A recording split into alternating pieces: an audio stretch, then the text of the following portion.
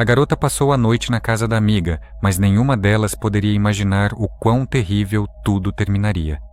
No meio da noite, um criminoso desconhecido os atacou e desapareceu. E isso foi apenas o começo. O que aconteceu em seguida chocou até mesmo os agentes do FBI. E acabou se tornando um dos casos de maior repercussão em todo o país.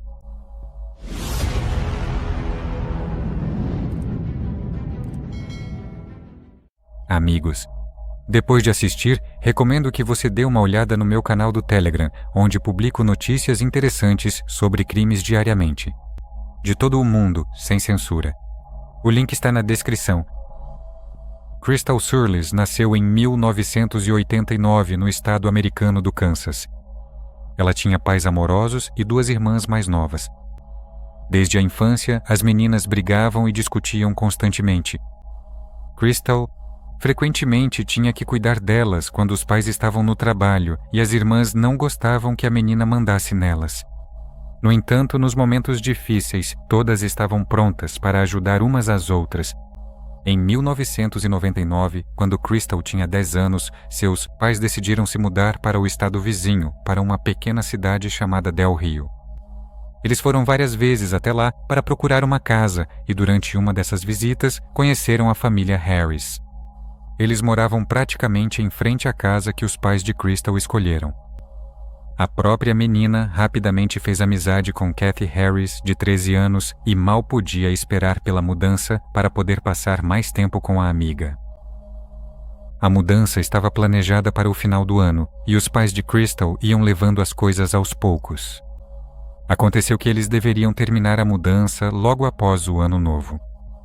Considerando que a casa deles no Kansas já estava praticamente vazia, os pais decidiram deixar Crystal dormir na casa de Kathy. De 31 de dezembro para 1º de janeiro. A menina ficou encantada com essa decisão. Ela iria passar o ano novo com sua amiga e estava ansiosa por isso. Os pais também decidiram mandar com ela uma das irmãs mais novas, a Marquis, de 7 anos. No final, Crystal e sua irmã passaram o ano novo com Kathy, com a mãe dela e mais 3 crianças da família Harris. Crystal e Kathy estavam se divertindo muito. Elas assistiram a um filme, comeram pipoca e mais para a noite estavam se preparando para dormir. Marquis queria dormir com elas no chão do mesmo quarto, mas Crystal disse para ela dormir em outro quarto. A menina ficou muito magoada e não conseguiu dormir por várias horas, irritada com a irmã mais velha. Em algum momento, no meio da noite, Crystal acordou de repente com um grito. A princípio, ela não entendeu o que estava acontecendo. As meninas dormiam em um beliche, Crystal na parte de cima e Kathy na de baixo. Por algum motivo, a luz do quarto estava acesa. Ela olhou para baixo e, para seu horror, viu que havia um homem parado ao lado da parte de baixo da cama. A menina ficou assustada e ficou paralisada sem emitir nenhum som. Ela viu esse homem tapar a boca de Kathy com a mão e encostar uma faca nela, depois ferindo-a no pescoço. Crystal não sabia o que fazer. Ela queria ajudar a amiga, mas tinha medo de que, se o homem a visse, ele não a deixaria viva. O criminoso desconhecido se virou e foi em direção à porta. Mas quando ele já estava perto da porta, o homem se virou, olhou ao redor do quarto e viu Crystal. Ele se aproximou da cama dela, agarrou a menina e puxou-a para si. Crystal tentou resistir, mas ela não podia fazer nada contra um homem adulto. O criminoso tirou novamente a faca e feriu Crystal no pescoço, depois apagou a luz, saiu do quarto e fechou a porta. A menina ficou deitada com o ferimento no pescoço. Ela estava sangrando, mas encontrou forças para rastejar até Kathy. Kathy apenas emitia sons roucos e Crystal tentou consolá-la. A menina queria dizer que tudo ficaria bem, mas percebeu que não conseguia pronunciar uma palavra sequer. Logo, Kathy parou de dar sinais de vida. Sua amiga estava deitada no chão e não sabia o que fazer. Cerca de 1 minuto depois, ela ouviu o som de uma porta de carro batendo e de um carro partindo. Pensando que o criminoso havia ido embora, ela disse a si mesma que precisava se levantar e pedir por ajuda para Kathy. A primeira coisa que Crystal fez foi ir até o quarto de sua irmã mais nova, mas como não conseguia falar, não conseguiu acordá-la. Então a menina pensou que, já que havia tanto silêncio na casa e ninguém tinha vindo até elas até aquele momento, o criminoso provavelmente havia matado todos os outros membros da família Harris. No final, Crystal, com um ferimento grave no pescoço e vestindo apenas uma camisola, correu para fora de casa na esperança de encontrar qualquer tipo de ajuda. Apesar de tudo isso ter acontecido no Texas, as noites no final de dezembro eram bastante frias. Mas Crystal entendia que precisava ajudar sua amiga. Ao chegar à rua, a menina viu uma luz ao longe. A casa da família Harris ficava na periferia e o vizinho mais próximo estava a cerca de 1 quilômetro de distância. Apesar disso, Crystal entendia que não tinha outra escolha e foi em direção àquela luz. Ao chegar lá, ela começou a bater na porta. O dono da casa primeiro perguntou: "Quem é?" Mas a menina não conseguia responder. No final, ele acabou abrindo e viu uma garotinha com sangue escorrendo do pescoço e imediatamente ligou para o 911. Enquanto esperavam a ambulância, Crystal, por gestos, pediu ao homem uma caneta e uma folha de papel. Ela escreveu que os Harris foram atacados e pediu para ele apressar a ambulância. Ela também escreveu: "Vou sobreviver?" O homem respondeu que ela ficaria bem, mas na verdade ele não acreditava nisso. Considerando a quantidade de sangue, ele esperava que a menina morresse a qualquer momento. No final das contas, a ambulância chegou à casa desse homem e levou Crystal para o hospital. Ela estava em estado bastante grave e os médicos não sabiam se ela conseguiria sobreviver à perda de tanto sangue. Enquanto isso, policiais chegaram à casa da família Harris. Eles encontraram o corpo de Kathy no quarto dela, mas todos os outros estavam vivos. A mãe dela e as outras crianças só acordaram depois da chegada dos policiais, assim como Mark. A menina abriu os olhos e viu em seu quarto uma mulher que lhe disse para se levantar e segui-la. Ao sair para o corredor, a menina viu uma grande quantidade de sangue no chão e percebeu que algo terrível havia acontecido. Os peritos médicos rapidamente entenderam que Kathy não tinha nenhuma chance de ser salva. Além do ferimento no pescoço, ela recebeu mais 16 facadas.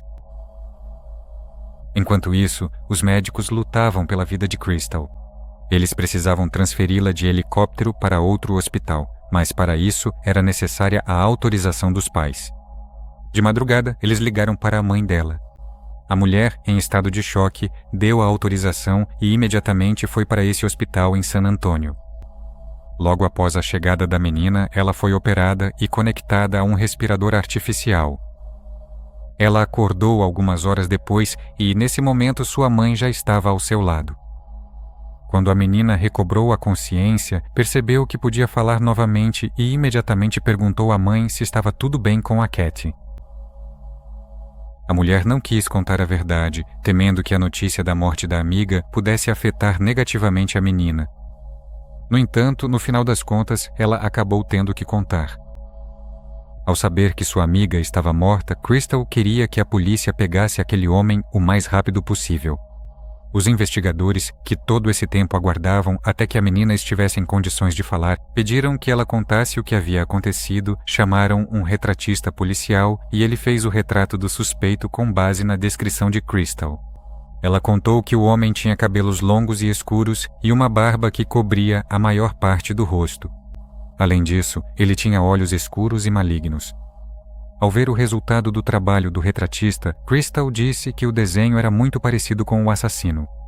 Depois disso, os policiais começaram a investigar criminosos já condenados que moravam naquela região e reuniram algumas fotos deles do banco de dados. Eles voltaram com essas fotos para o hospital onde estava Crystal e a menina começou a olhar atentamente para cada uma delas. Então ela parou em uma das fotografias e, em silêncio, apontou para ela com o dedo. Era exatamente o criminoso que ela tinha visto naquela noite. Esse homem era Tommy Lynn Sells, de 35 anos. Ele tinha um histórico criminal impressionante e morava em Del Rio. Os detetives foram imediatamente até a casa dele. Eles se aproximaram da porta do trailer dele e começaram a chamar por Tommy, mas não houve resposta. No entanto, a porta estava entreaberta, então os policiais entraram.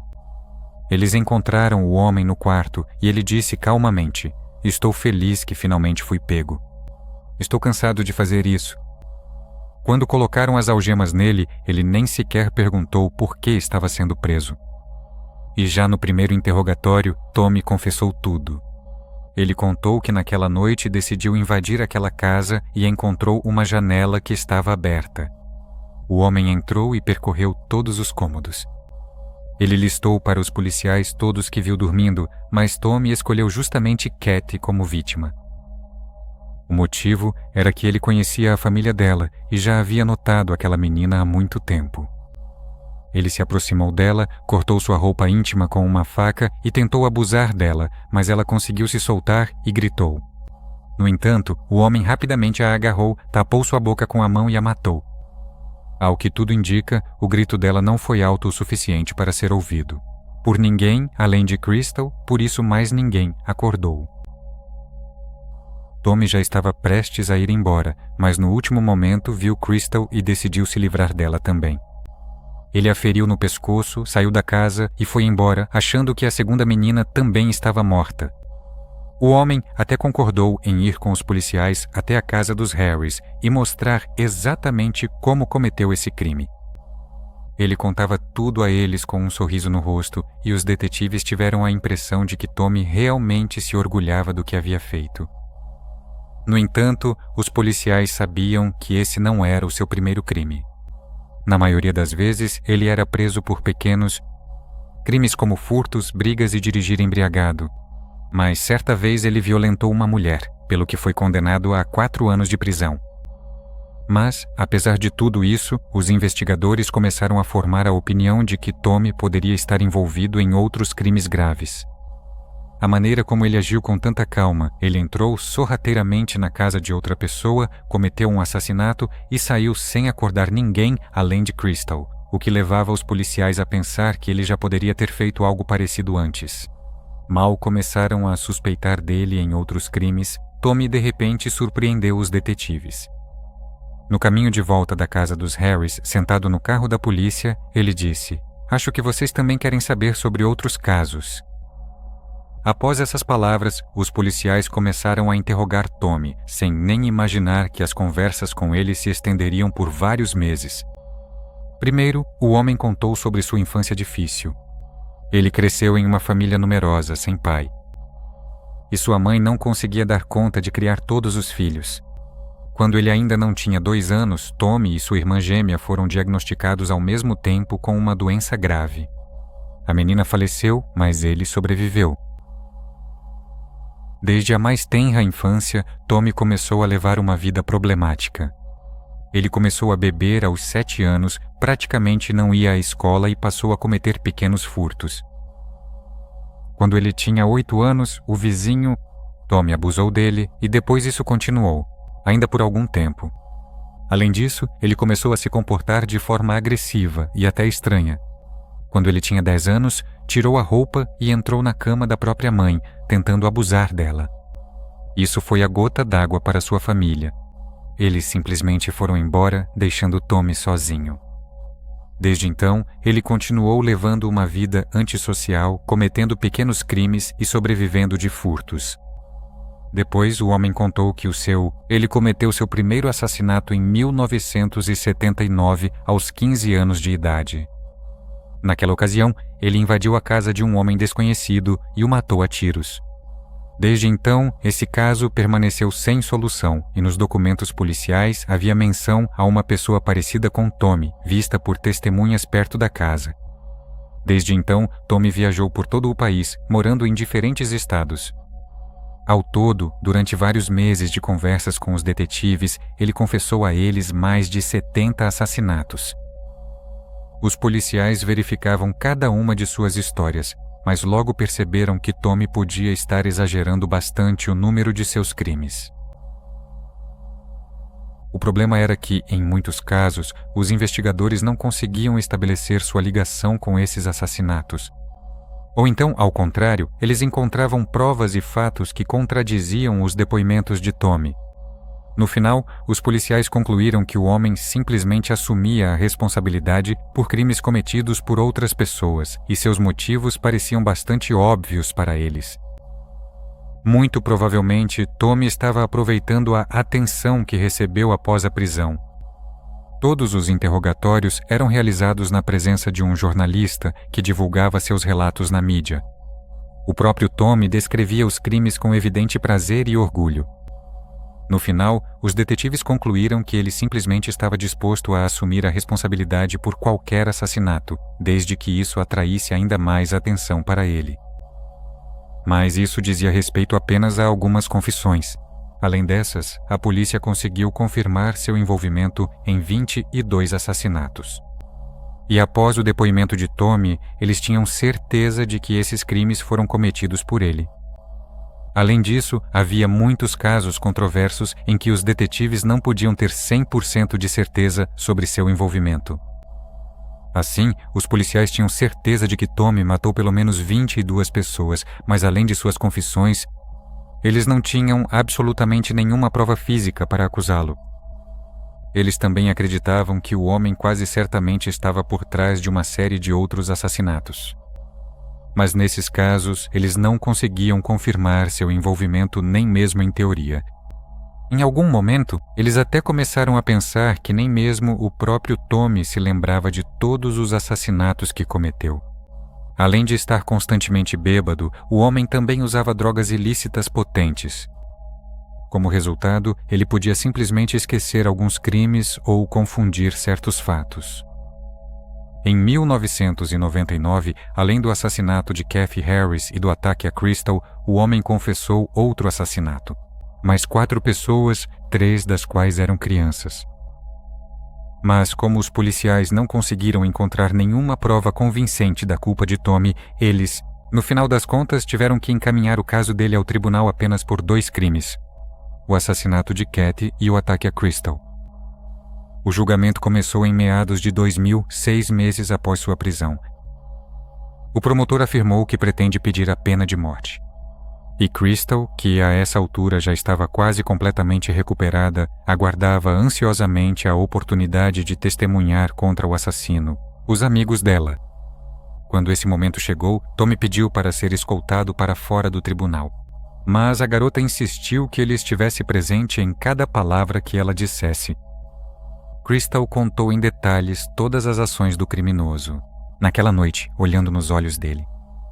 O homem praticamente não olhava para ela e desviava o olhar o tempo todo. A defesa dele não conseguiu apresentar nenhum argumento plausível para que o criminoso não fosse condenado à pena de morte. E no final das contas, Tommy recebeu exatamente essa sentença. Ele foi transferido para a prisão para aguardar a execução da sentença, e isso se arrastou por muitos anos. Durante esse tempo, Tommy confessou mais um assassinato e os policiais tentaram provar seu envolvimento em outro crime. Eles esperavam conseguir condená-lo, mas o caso nunca chegou a ser levado ao tribunal. O homem também foi entrevistado para um programa de televisão no qual falou sobre seus assassinatos e sobre o que o motivou. Tommy afirmou que toda vez que ele matava suas vítimas, imaginando que estava matando o vizinho que o vinha abusando há anos.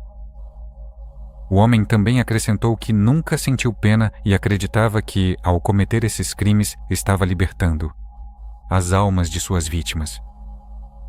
Ele também foi questionado se lembrava da menina que sobreviveu ao seu ataque. Tommy respondeu que se lembra da Crystal todos os dias, mas quando o jornalista perguntou se ele gostaria de pedir desculpas a ela ou enviar alguma outra mensagem para a garota, Tommy recusou. Ao todo, o homem passou 14 anos na prisão, até que, em 2014, foi tomada a decisão de executar a pena de morte. Os parentes de Kathy, assim como membros das famílias de algumas outras vítimas cujos assassinatos Tommy confessou, vieram assistir a esse processo. Crystal também compareceu à execução e assistiu enquanto o homem recebia a injeção letal. Antes disso, ele se recusou a dizer suas últimas palavras. Apenas sorriu para alguns de seus amigos que também vieram à execução. Quanto a Crystal, ela não conseguiu voltar completamente à vida normal por muitos anos. Ela dormia muito mal e todas as noites passava horas pensando no que faria se um assassino de repente entrasse em seu quarto. A menina planejava rotas de fuga e detalhava cada passo em sua mente, todas as ações que poderiam ajudá-la a se salvar. O relacionamento dela com as irmãs melhorou muito depois do ocorrido. As meninas pararam de ficar magoadas e bravas com ela por comandar tanto. As irmãs passaram a entender que Crystal só queria cuidar delas. Quanto ao Tommy, a história dele não terminou após a execução. Em 2015, uma mulher procurou a polícia depois de assistir a um documentário sobre seus crimes. Em 1982, sua mãe foi morta e ela e sua irmã ficaram feridas. Então, a garota identificou o assassino como um parente de Lincoln e ele foi enviado para a prisão. Agora, quando essa testemunha assistiu ao documentário sobre Tommy, ela percebeu que havia apontado outra pessoa como o verdadeiro assassino. Era Tommy Sells. O caso foi revisto e concluiu-se que os familiares não tinham de facto nada a ver com o ocorrido. O homem acabou sendo libertado da prisão após 36 anos de encarceramento, quando tinha 77 anos. Outro incidente interessante ocorreu em 2016. Crystal e suas irmãs começaram a ser perseguidas online por um homem. Ele enviava para elas fotos sangrentas da cena do crime, além de mensagens zombeteiras. O homem acusava Crystal de não ter corrido rápido o suficiente para pedir ajuda, dizendo que Kate morreu por culpa dela. Além disso, ele ameaçava matar Crystal e enviava para ela o endereço dela. No final, ela procurou a polícia, que rapidamente identificou o perseguidor. Era um homem de 25 anos chamado Alvin Willey, da Flórida, que fazia tudo isso simplesmente por diversão. O juiz não achou graça em seu humor e condenou o homem a 4 anos de prisão. Desde então, Crystal deu algumas entrevistas nas quais disse que está apenas feliz por estar viva. Ela se recuperou completamente desse ataque e parou de pensar em Tommy. Muito provavelmente é real. O número de suas vítimas é muito maior, com 22 confirmadas. Mas agora os detetives já duvidam que conseguirão provar a ligação com Tommy. O único consolo deles é o fato de que esse homem não está mais neste mundo e nunca mais poderá fazer mal a mais ninguém. Quanto ao motivo de Tommy nunca ter chamado a atenção da polícia por todos esses assassinatos, a resposta era bastante simples. Ele não tinha emprego nem moradia e nunca ficava muito tempo em um só lugar. Ele estava sempre viajando entre cidades e estados, pegando caronas. Além disso, a cada novo assassinato, ele ganhava experiência e não deixava nenhuma evidência para trás. Com o tempo, ele ficou conhecido como o assassino de costa a costa, pois suas vítimas estavam espalhadas literalmente por todo o país.